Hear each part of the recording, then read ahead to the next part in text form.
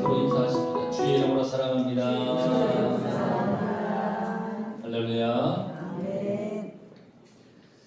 사람들은 참 많은 변화의 어떤 삶을 살아가잖아요. 하루하루 얼마나 많은 변화들이 우리 가운데 일어나는지 모릅니다.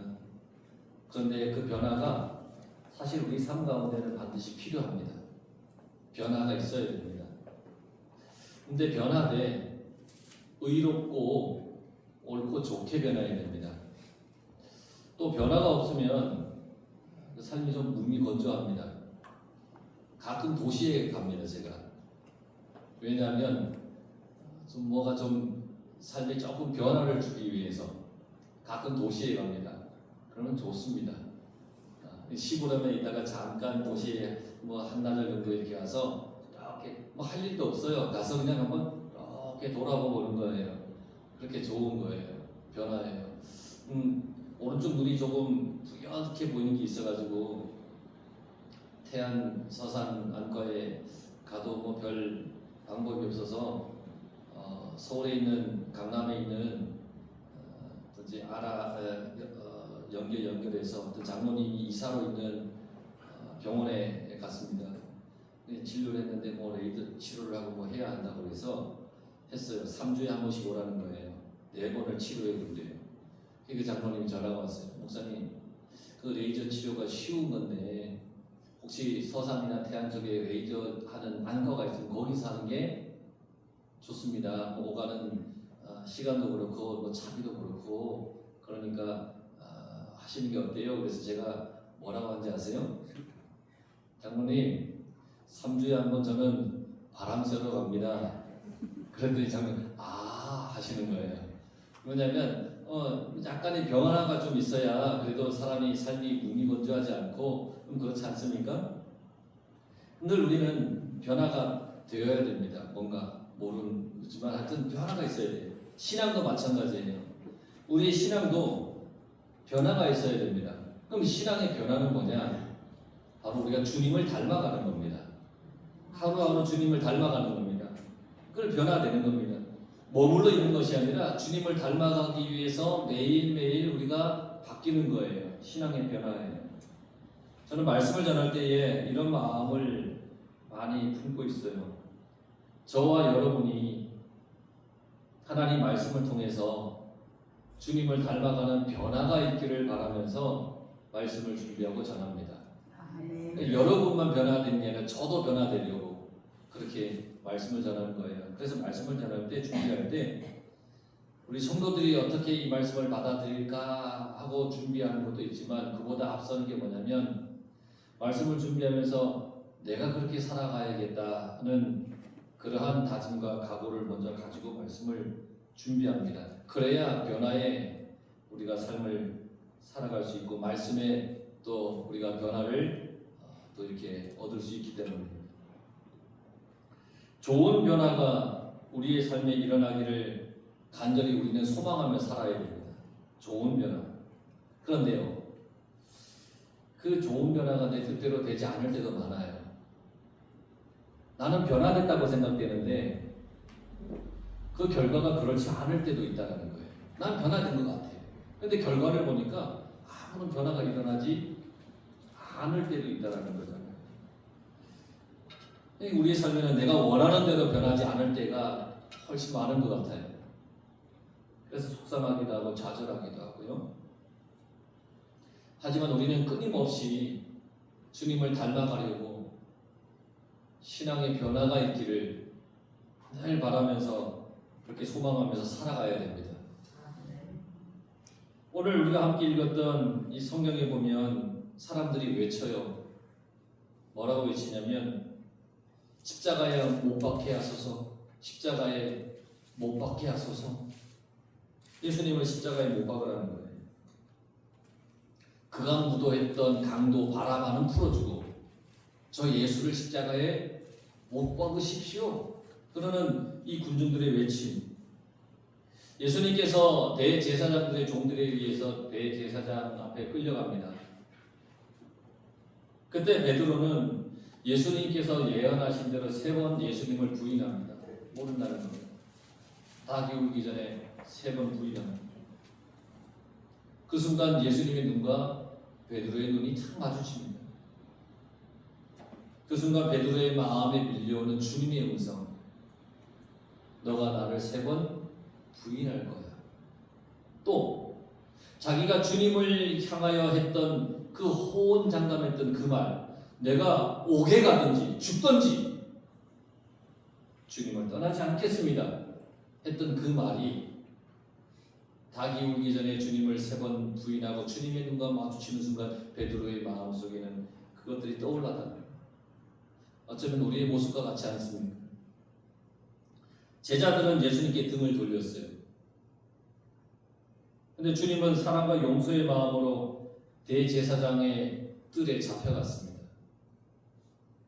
그리고 지금 예수님을 지키는 사람들이 예수님을 조롱해요, 때려요. 너 선지자야? 눈을 가려봐. 그리고 누군가 예수님을 때리고는 누가 때렸는지 맞춰봐. 뭐 이러면서 예수님을 조롱해요. 자, 너 선지자 노릇해봐. 이러면서 예수님을 희롱해요. 많은 말로 욕했다 그랬어요. 얼마나 많이 욕했겠어요. 치욕스러운 밤에. 그 밤은 굉장히 길었을 거예요. 치욕스러워요. 그런데 주님은 그들을 향하여 아무런 저항도 하지 않아요. 그냥 맞아요. 조롱을 당해요. 욕을 먹어요. 그냥 다 받으셨어요. 그들의 모든 온갖 조롱을 다 받으셨어요. 그때에도 그 어느 제자 한 명 예수님을 대변하지 않았습니다. 주님의 편에 서서 주님께서 당하시는 핍박과 그 능력을 대신하는 제자가 단 한 사람도 없었습니다. 날이 샜습니다. 장로들과 대제사장들과 서기관들이 모였습니다. 예수님을 공회에 끌고 갔습니다. 그들의 회의에 가장 큰 회의에 끌고 갔습니다. 그리고 물어봅니다. 너가 그리스도이냐? 너 그리스도이냐? 그리스도이면 우리에게 말해봐라. 너 그리스도라고 얘기해봐라. 라고 그렇게 물어봅니다. 그리고는 이 사람들은 예수님의 입으로 내가 그리스도다 라고 하는 말을 듣고 싶은 겁니다. 왜냐? 당시에 메시아, 이들이 생각했던 메시아, 그리스도는 누구냐면 정치적 개념에서 생각했던 그리스도 메시아입니다. 지금 로마에 억압당하고 있습니다. 그러니까 장차 그리스도 메시아가 나타나서 로마로부터 정치적으로 해방시켜주고 지금 경제적으로 어렵습니다. 경제 문제를 해결해주고 그렇게 그걸 위해 오는 그 사람이 메시아라고 생각을 했습니다. 그러니까 대제사장, 장로, 서기관들 그들은 예수님의 입으로 직접 내가 그리스도다, 내가 메시아다 하는 말을 하기만 하면 로마 황제에게 고발하기 위해서 물어봤던 겁니다. 로마 황제 외에 다른 왕권을 주장한다면 그 사람은 죽을 수밖에 없습니다. 그러니까 예수님이 내가 그리스도다, 내가 메시아다 그러면 로마 황제에게 고발하는 겁니다. 황제여, 저 사람이 지금 폭동을 일으키고 사람들을 소동을 일으켜서 지금 뭔가 하려고 합니다. 지금 황제 외에 자기가 왕 노릇하려고 하는 사람이 저 예수입니다 라고 하면서 고발하려고 하는 겁니다. 그리고는 자기들의 손으로 예수님을 죽이지 않고 로마의 법으로 예수님을 죽이고자, 그런데 자기들의 손에는 피를 묻히지 않고 그냥 로마의 법으로 어떻게 해보고자 했던 그런 의도를 가지고 있었던 거예요. 참 가난하지 않습니까? 완악하지 않습니까? 자기들의 손으로 죽이는 건 왠지 찝찝해. 그러니까 우리는 고발만 하고 죽이는 것은 로마 법으로 죽이는 게 낫겠다. 지금 이들은 그런 계획을 가지고 지금 예수님을 신문하고 있는 겁니다. 그러니까 예수님께서 그들의 의도를 모르시겠습니까? 그러니까 대답하지 않아요. 그들에게 해주신 대답은 이거예요.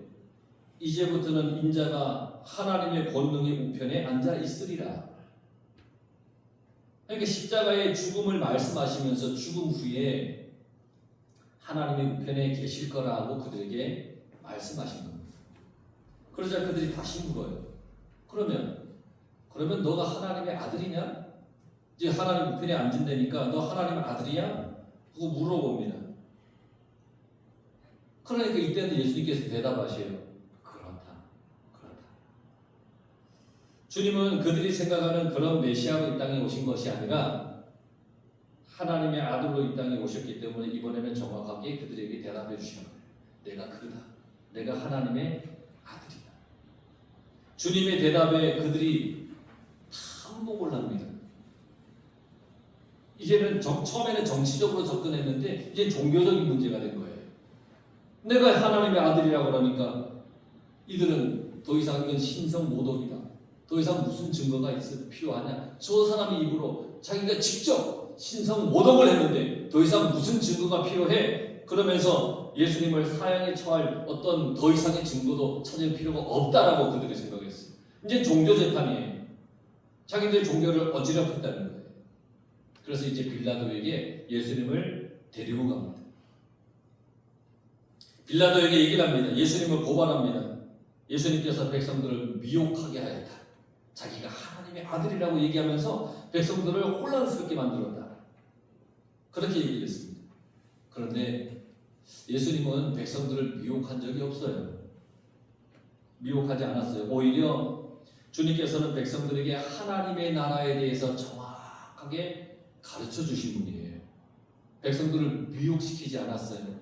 잘못 알고 있는 그들에게 정확한 것을 가르쳐 주신 거예요. 그것밖에 한 것이 없어요. 그런데 종교 지도자들은 자기들이 모르는 것을 예수님께서 하시는 거예요. 그 지혜가 놀라워요. 영적인 권위가 대단해요. 그래서 너무 싫어요.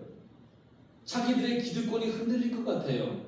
그래서 큰 어떤 그 기득권에 자기들이 가지고 있는 기득권에 큰 이상이 생길까봐 예수님을 싫어하는 거예요. 그래서 하나님에 대해서 그 나라에 대해서 정확히 말씀해 주시는 그 예수님을 오히려 배척하고 말았다는 거예요. 그래서 백성을 미혹한다라고 거짓말한 거예요. 또 가이사에게 세금을 바치는 것을 금하였다라고 고발을 했습니다. 그런데 예수님께서 가이사에게 세금을 바치지 말라고 하셨습니까?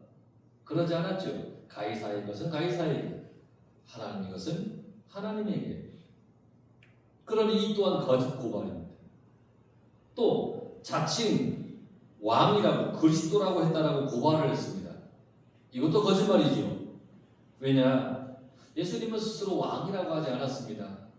예수님은 자신이 하나님의 아들이라고 말씀하셨습니다.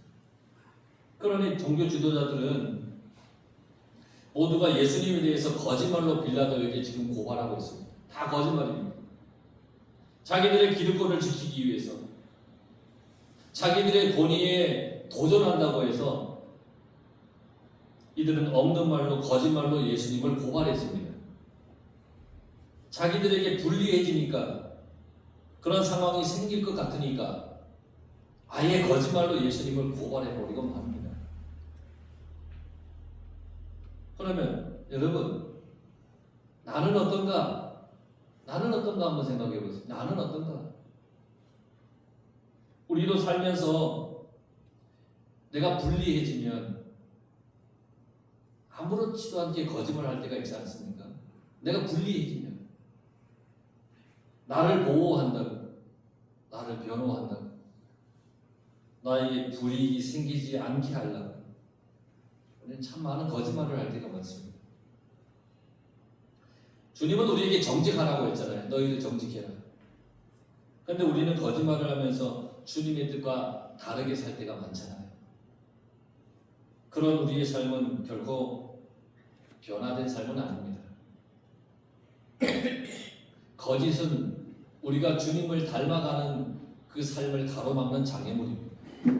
거짓은 그렇습니다. 그러니 주님 안에서 여러분 정직하게 살아가시길 바랍니다. 정직해야 됩니다. 내 이익 때문에 불의해서는 안 됩니다.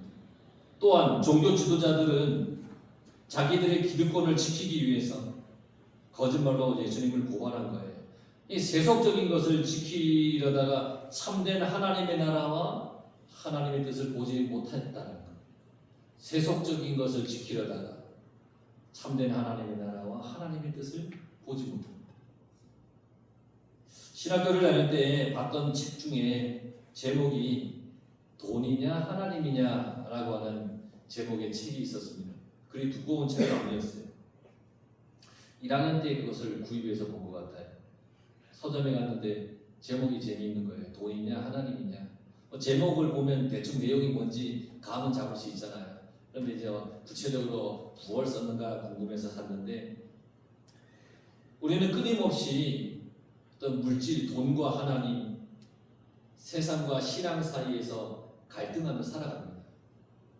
정말 많은 갈등을 합니다. 그러다 돈이나 세상의 마음이 내 마음에 움직이면 그 순간부터 우리는 하나님을 볼 수가 없습니다.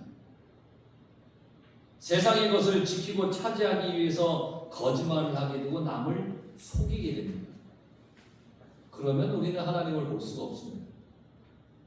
그 삶은 아무런 좋은 변화가 일어나지 않는 삶입니다.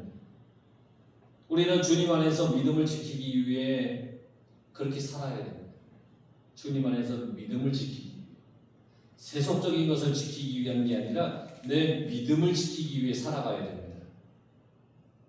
빌라도는 주님을 신문하다가 마침 그곳에 헤롯이 왔다라는 얘기를 들었습니다.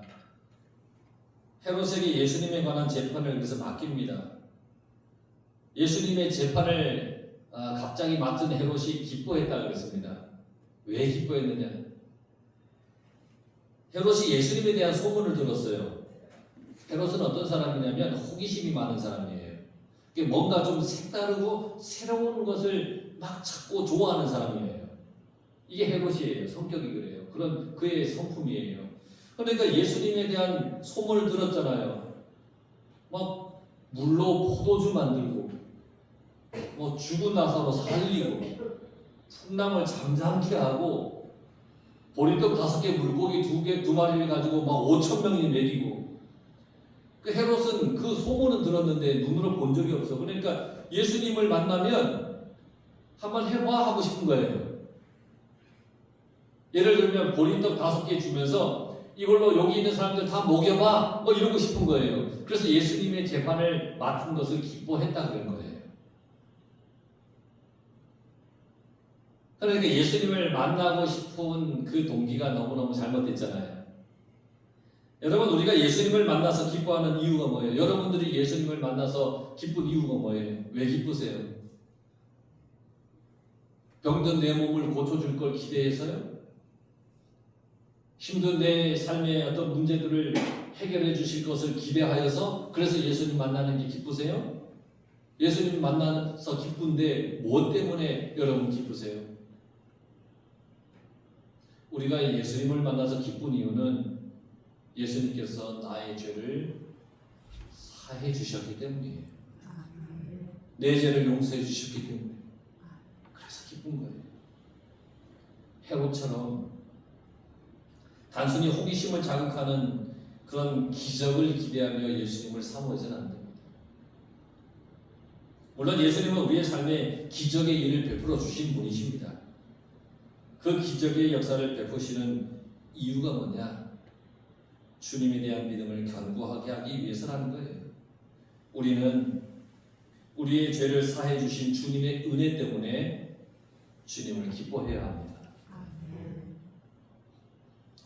그런데 뭔가 호기심에 예수님을 이렇게 재판을 맡은 헤롯이 예수님을 신문하는데 예수님이 아무런 대답을 하지 않아요. 뭐 어떤 기적도 보여주지도 않고요. 뭐 신기한 것도 이렇게 나타내지도 않아요. 그러니까 이 재판의 판세가 예수님께 유리해지는 것 같아서 대제사장, 서기관들이 이제는 서서 힘써 고발하더라고 성경에서 얘기를 하고 있습니다. 헤롯은 예수님으로부터 아무런 기적을 보지 못했어요. 또 종교 지도자들이 거세게 항의해요.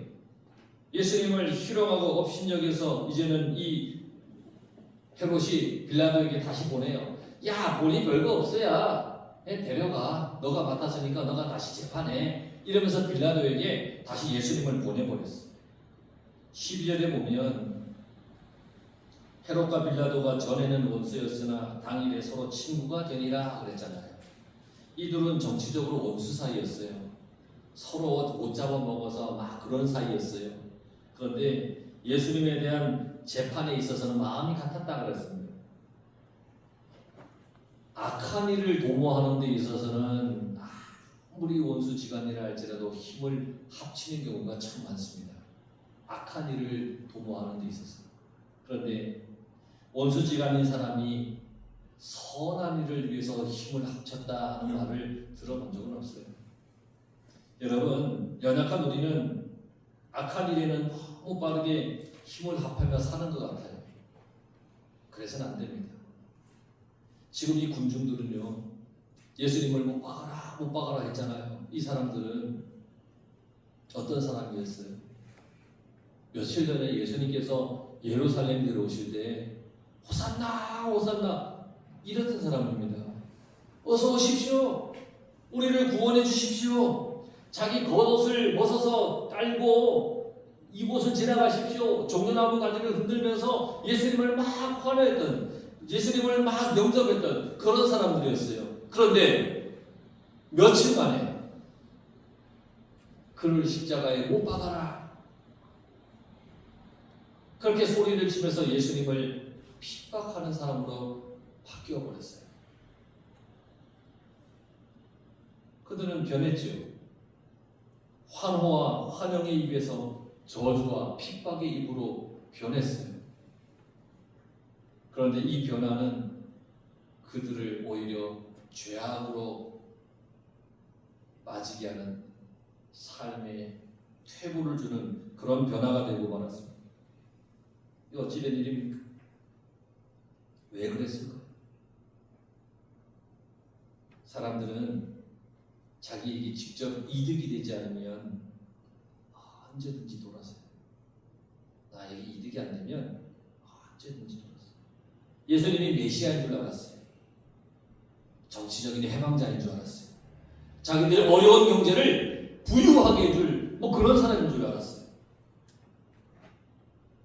로마로부터 해방해줄. 그런데 그게 아니었어요. 그러니까 이 군중들의 마음이 돌아서서 예수님을 죽이라고 하는 거예요. 자기들의 마음에 들지 않는다고, 자기 바람대로 되지 않는다고 하나님의 아들 예수님을 죽음으로 몰아넣는 겁니다. 우리도 신앙생활을 할 때에 정신을 바짝 차려야 됩니다. 여러분, 이 세상을 살아갈 때에, 이 세상을 살면서 우리가 믿음을 지키려고 할 때에 우리의 마음과 생각과 모든 것을 잘 우리는 지켜야 됩니다. 안 그러면 언제 이들과 같이 예수님께 등 돌릴지 모르는 거죠.